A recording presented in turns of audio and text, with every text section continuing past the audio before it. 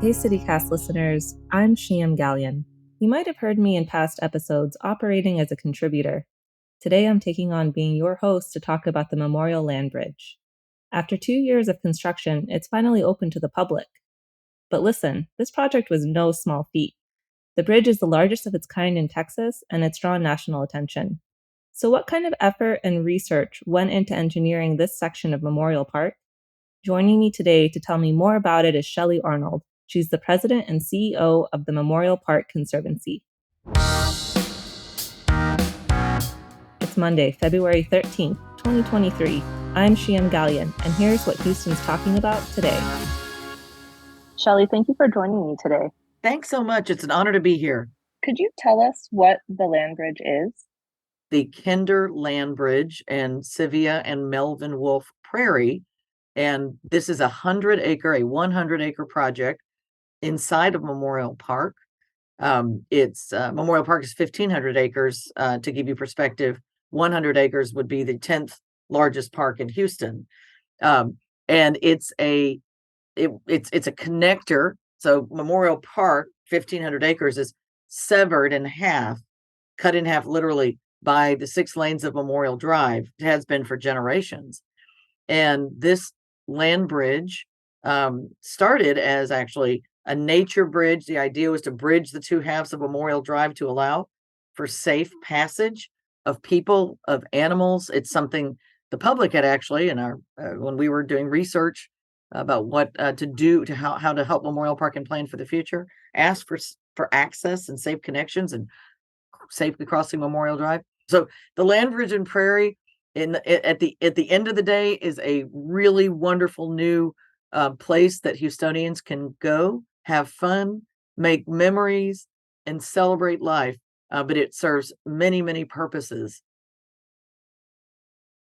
Wow, you said so much in there that I want to dig into. Sure. But I want to start from the beginning. Can you take us back and kind of share with us how long has this project been in the works? What kind of planning went into this? Well, I'll say the construction, actually, we broke ground in August of 2020. The construction, although people don't feel this, went really fast, especially for a 100-acre project. But the idea for the project came as a part of our master planning process that took place between 2013 and 2015. And that was led by a combination of partnership, a public-private partnership that consisted of the Conservancy as a private part of the public-private partnership, the Parks Department, and Uptown Houston. And together, and the mayor's office and others with the city, together we worked to craft a master plan for Memorial Park following the drought of 2011 and 12 and 10 that accelerated the demise of tens of thousands of trees in Memorial Park. A large percentage of the tree canopy was lost during this time, and Houstonians were mortified. So the group of project partners came together and committed to doing a master plan, a long-range master plan for the park, and hired Nelson Bird Waltz, who is a landscape architecture firm noted for doing things like ecological restoration, a lot of parks work, public spaces. And they're particularly what we noticed in there, we interviewed the best of the best in the world for this project. And what we noted was how well they listen and how science-based and research-based their work is. And then as we researched more and more and more, we learned that the native ecology of the park, that which is resilient, that which absorbs more stormwater, that which creates better habitat, is native Gulf Coast prairie. And there's less than 1% of that left in the Gulf Coast. And that's one reason it floods so badly in Houston. That's one reason. This big park was known for active recreation and, trail walking or running or biking, but not known for places where people could bring their families, their kids, their elderly relatives, gather. And so we heard all these things. We had a 25-person ecology technical panel advising us that we created in conjunction and collaboration with the Sierra Club. They helped us identify the best of their fields, soil science and butterflies and everything, birds and forestry. And so we worked to define a master plan. So that's where the idea came from, the idea. of the land bridge, and then no one thought it would happen. That's surprising to hear that when the master plan was passed, that there was still some hesitation privately. Could you tell us more about that? And also, from the outside, from the public's perspective, it seems like things have just been going along swimmingly. So how did it happen? Well, it was less about hesitation. It was just non-belief. Like, oh, this is a great idea. Most people thought this is a great idea, but it will never happen because it was such a massive project. And we were on our way to delivering master plan projects with this first one. And the Kinder Foundation um, said that they would like to join our effort and provide an infusion of funding that would help accelerate the delivery of a suite of master plan projects within a 10-year period. And so we began speaking with the Kinder Foundation about which suite of projects would have the most impact on Houstonians, on park users, would really make a difference for Houston. Which suite of projects would help transform not just the park in a positive way, but the city? This is the one they selected. So the Kinder Foundation pledged $70 million, which at that time was the largest private sector contribution to a park in Houston's history. And so for their pledge of $70 million, the Conservancy agreed to raise or to contribute by fundraising $55 million, and Uptown Houston agreed to pledge $50 million. And both the Conservancy and Uptown had already spent some on Memorial Park on the master plan. And then we identified about $30 million worth of trails and connection trails that we thought would be acceptable for federal grants. So it's about $200 million worth of projects. Man, I love that so much. So, what I want to ask you though is all of this, it sounds extremely exciting to me as someone with a background in ecology. I had seen a comment online, and this probably won't surprise you, probably because of the amount of resources you've invested into listening. I heard something along the lines of, is all of this construction and noise good for the animals? And for people out there who might be worried about any damage done, what can you say to reassure people about the impact on the environment to invest in the land in this way? I think that's a really good question. We so when animals are disturbed in their habitat, like during a construction period, they move. They move to the next place where they can exist, and that did happen. We also worked with our contractor. General contractor Telipson is y'all may know, is a locally owned, family owned general contractor. They were fabulous. And the reason they were and are fabulous on our projects is because they do things like we asked, like care for the wildlife. And so if they were like clearing an area and they found a turtle, they didn't just leave it there or run over it. They carefully moved it to where it would be safe. And we are stewards of the land, stewards of the life in the land. Now we're creating habitat too. So what we're seeing, it's interesting. And by the way, they're not all happy stories. I mean, there's, the coyotes were disturbed when we were clearing Eastern Glades, and they live in the woods, and the woods are right there. And we removed some of the woods because the woods, it was invasive. It was invasive and not really sustainable, but it was habitat. And so some of them just moved into the woods next door, but then their habitat was disturbed. So they sometimes come out. Now there's people around in Eastern Glades leaving food in the trash cans or wherever. And sometimes it brings the coyotes out.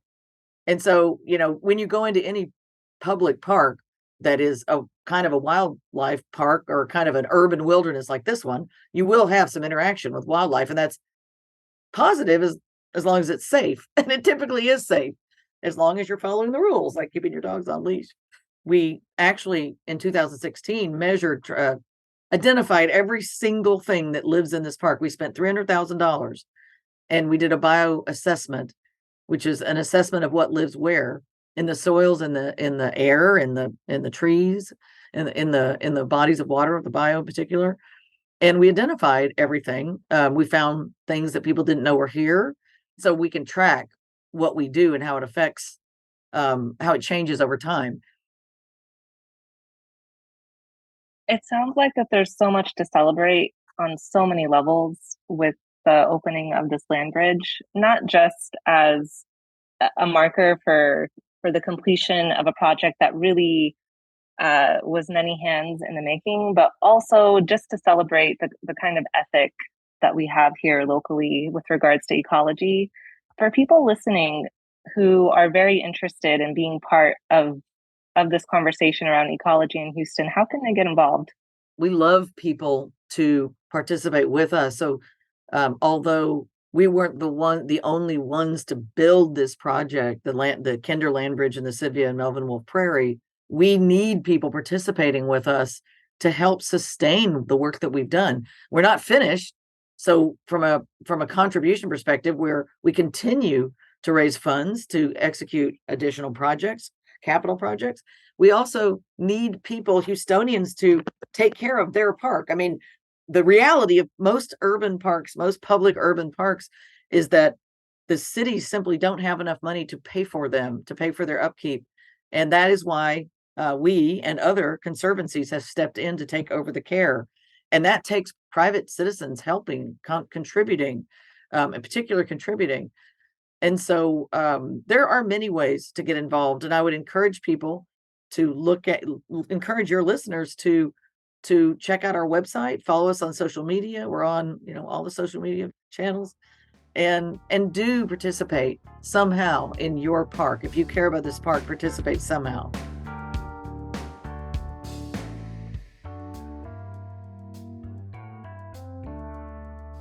That was Shelley Arnold, the president and CEO of Memorial Park Conservancy. Now to Carleone Jones. Can you tell me what else is going on in Houston today? Hey, Shim. So Houston has closed its largest homeless encampment. But even though it sounds bad, it's actually great news because all the unhoused people that were living there are getting shelter. This is due to an effort started by the Coalition for the Homeless of Houston with the hopes of streamlining the housing process by using the city's new housing navigation center that just opened. So far, out of the 56 people who lived in the encampment, 6 have been placed in housing, 12 voluntarily left, and the rest went to the city's housing navigation center, which provides things like transportation, job training classes, healthcare, and 3 meals a day. So this is wonderful news for our city.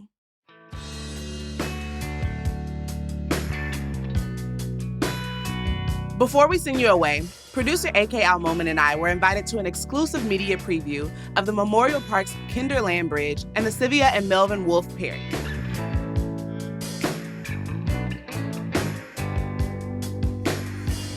I got to ask Mayor Sylvester Turner all about it. How you doing, Mayor Turner? I'm good. Okay, so what does this mean to the city, having the land bridge?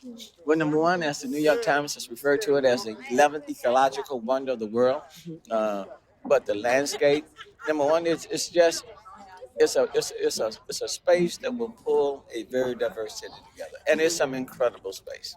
It allows people to come and see the city of Houston from a different point of view. We often focus on Houston being the energy capital of the world, the largest medical center of the world, the largest port in the country. But this is some incredible green space that will rival any park anywhere in the country. This park is bigger than Central Park in New York City. Wow. Okay, it's bigger. I didn't even know that. And then it's not just for the people. This park is also for the animals. And I also got to speak with Sylvia Wolf herself. How does it feel having this be a part of your legacy? Well, she's interviewing I don't you right think now. of it as my legacy, but I think of it as a gift to me. I love seeing people around. I see people enjoy it. I thought Sheila Jackson Lee's remarks were really amazing when she talked about, it's the animals' place, it's the birds and the bees' place, it's the children's place, it's the cities. We're just a lucky city because we have a city that gives more than any other city, I think, in the United States.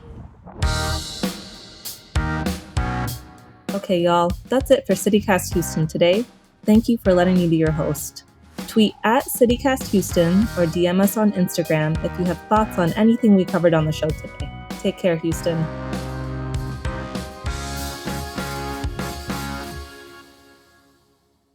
Okay, I got this. I'm feeling like Ira Glass.